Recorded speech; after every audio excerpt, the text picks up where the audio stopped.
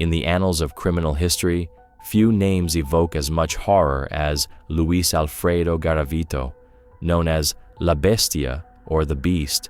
Garavito's reign of terror in Colombia during the 1990s left an indelible scar on the nation. With a confirmed victim count exceeding 190 children, and estimates suggesting the number could be well over 300, he stands as one of the most prolific serial killers in recorded history. But who was this man behind the monstrous acts, and what led him down such a dark path? In this documentary, we delve deep into the life of Luis Garavito La Bestia and explore his troubled beginnings, his heinous crimes, and the lasting impact he left on Colombian society. Luis Alfredo Garavito Cubillos was born on January 25, 1957, in Genova, a small town in the Quindío department of Colombia, as the eldest of 7 siblings.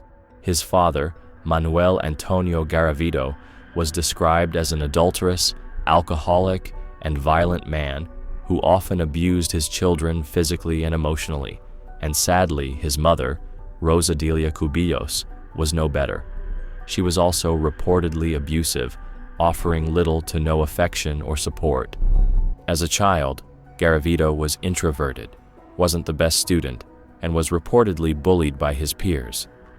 At around the age of 12, he claimed to have been sexually abused by a neighbor, an event that likely had a lot to do with how he turned out in the end. Due to financial hardships, Garavito was pulled out of school in the 5th grade to help support his family, and he bounced between several different menial jobs, often facing instability and rejection.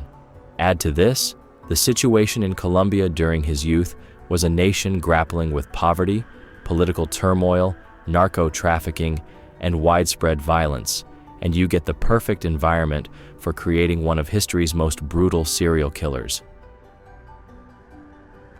During his teenage years, without proper education, no stable family support, and no real opportunities, Garavito drifted between odd jobs, including selling sweets on buses, working in stores, and at times taking on heavy labor in the fields. He became known in his community as a man with a volatile temper, one who could charm when he wanted to, but who also carried a simmering anger. In his teenage years, he began frequenting brothels and developed alcohol abuse, something that stayed with him throughout his life. The alcohol numbed his pain, but it also fueled the darkness brewing within.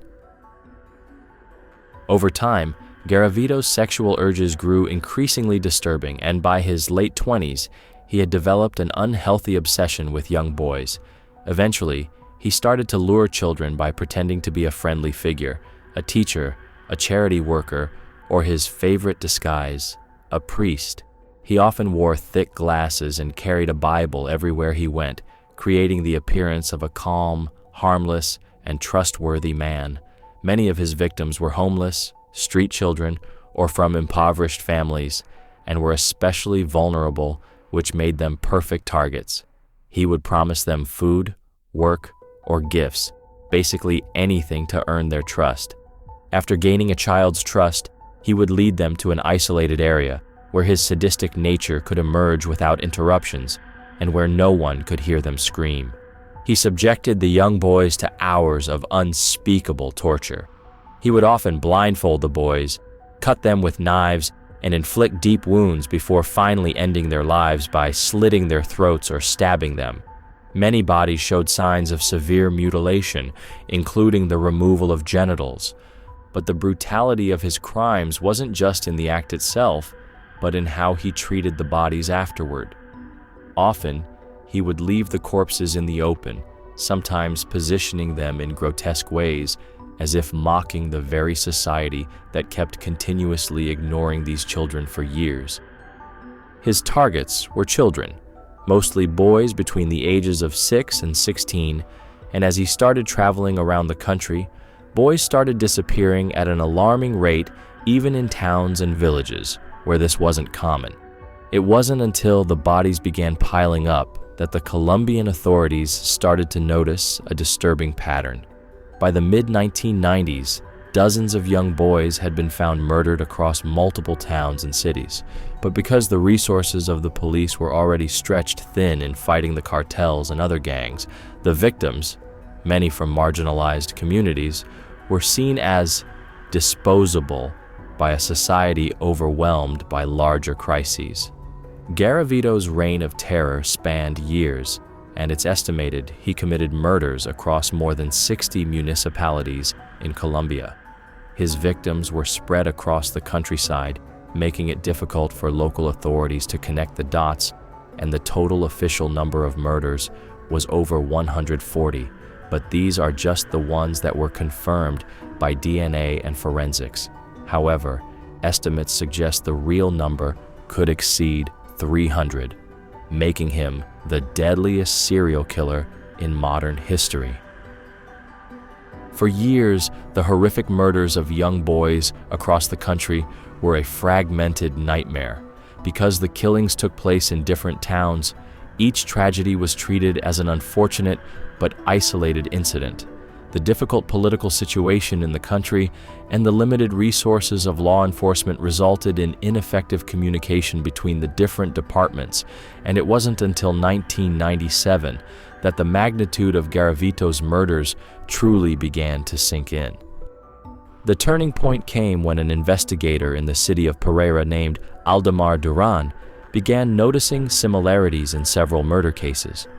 He noticed that the victims were all young boys, all from impoverished areas and poor families, and that they all were found in similar conditions, their bodies mutilated, bound, and left to rot in the open, with many of the bodies showing traces of sexual assault. As the investigation deepened, small clues started appearing here and there: empty liquor bottles, used razor blades, and most importantly, distinctive cigarette butts. The empty bottles were all from Garavito's favorite drink, a cheap Colombian brandy named Aguardiente Antioqueño, and the cigarette butts were always from Marlboro Red. Led by investigator Pedro Nel Jimenez, the Pereira team compiled a list of cases that shared these eerie similarities, and they were shocked to find dozens of murders in different parts of the country, each one more horrible than the last. Forensic evidence, including DNA samples from hair and semen found at the crime scenes, provided crucial leads, and slowly the pieces of the puzzle started to fit together. But even after this, Garavito continued to kill, and it wasn't until 2 years later, in 1999, when the police finally got close to him and started breathing down his neck. Near a crime scene in the small town of Villavicencio, not far from Bogota, the police recovered a key and a pair of thick-lensed, distinctively worn glasses. Using this clue, investigators cross-referenced optometrist records and medical files, and after a lengthy research, this led them to Luis Alfredo Garavito Cubillos. His records revealed a history of mental health issues, an eye condition that matched the requiring prescription lenses, and prior accusations of sexual abuse that somehow had not resulted in prosecution. As the investigation intensified, police began tracking Garavito's movements. They found out that in April 1999, he had been arrested in the same town of Villavicencio for attempting to sexually assault a young boy in broad daylight. When the police finally found him and searched his belongings, they found a bag containing candles, lubricants, razor blades, and a notebook filled with detailed notes of his crimes, locations, dates, and even the names of some victims. He initially denied everything, but after his DNA matched samples from crime scenes, his defenses crumbled, and he confessed everything. According to investigators, his memory of the events was disturbingly precise. Garavito eventually confessed to killing at least 140 boys, though many believe the true number was much higher. When Luis Garavito was finally brought to trial in 1999, the entire nation of Colombia watched in shock, horror, and disbelief. The courtroom was filled with families of victims, journalists, and citizens desperate for answers. Because the internet wasn't widespread at the time, this was the first time they had seen the face of the man who became one of Colombia's worst nightmares. Garavito, a tiny thin man wearing thick glasses and clutching a Bible, seemed an almost unremarkable figure, a fact that made his crimes all the more chilling. All physical evidence was presented in front of the court, but it was Garavito's own words that were the real shocker. In court, he confessed in detail the timeline of his killings, the methods he used, and even the emotions he claimed to feel, usually ranging between pity and pleasure. With a lack of remorse and seemingly detached from reality when speaking, he vividly described luring the boys, binding them, torturing them, and ultimately killing them. During the trial, his defense attempted to argue that he suffered from an antisocial personality disorder and severe trauma from his own childhood abuse, but the Colombian public was, of course, not interested in psychological diagnoses. They wanted justice, swift and unforgiving. Yet, in an astonishing twist, justice seemed to fall short.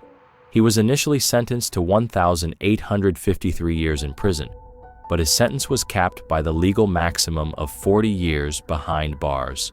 He also collaborated with the authorities in helping them uncover the bodies of more of his victims, and because of this, his sentence was reduced to only 22 years and 6 months. The public was outraged. The case exposed a glaring loophole in Colombia's legal system, and calls for reform surged immediately. However, for the families who lost their loved ones, no legal change could undo the horror they had endured.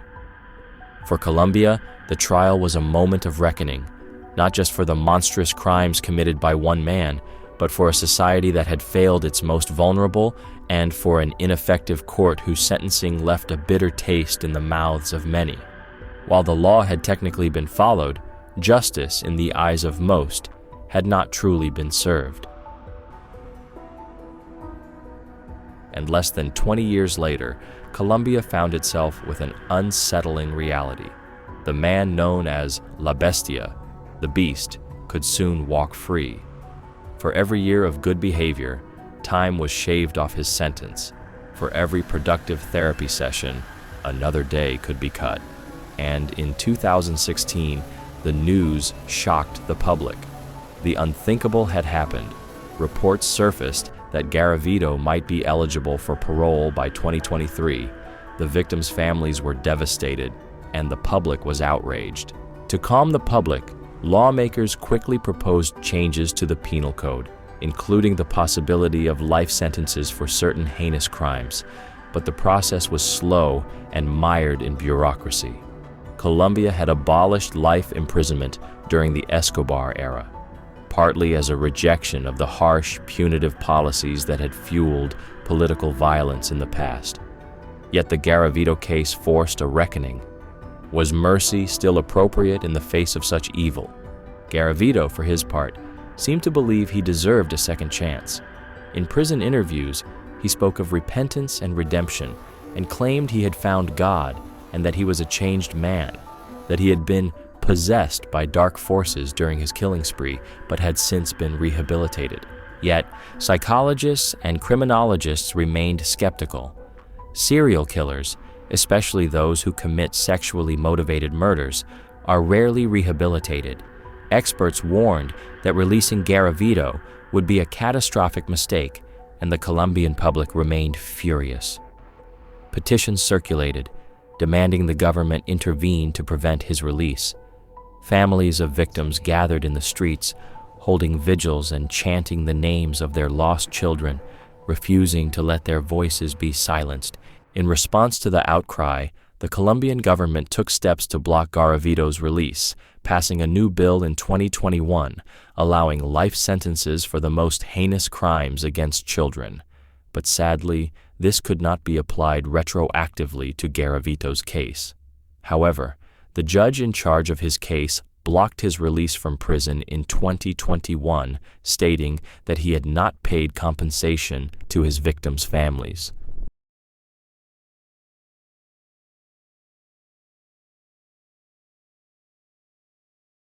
Luis Alfredo Garavito was diagnosed with cancer and died while receiving medical treatment at the Santo Tomas Clinic on the 12th of October, 2023 at the age of 66. The only form of closure the victims' families got was the fact that he didn't get out of prison, didn't have the chance to harm another child, and died where he belonged, in prison. In the aftermath of his death, Colombia reevaluated its laws and introduced new legislation for heinous crimes that allowed detaining criminals like Garavito for up to 60 years. His death in prison became a symbolic victory for those who had feared the possibility of his release. Yet, for all the legal reforms and public outcry, the fact remains. Garavito's actions changed Colombia forever, and his crimes just highlighted the vulnerabilities of a country plagued by poverty, corruption, and institutional failure. But perhaps the most haunting legacy of Garavito is the stone-cold reminder of the shapes and forms evil can take.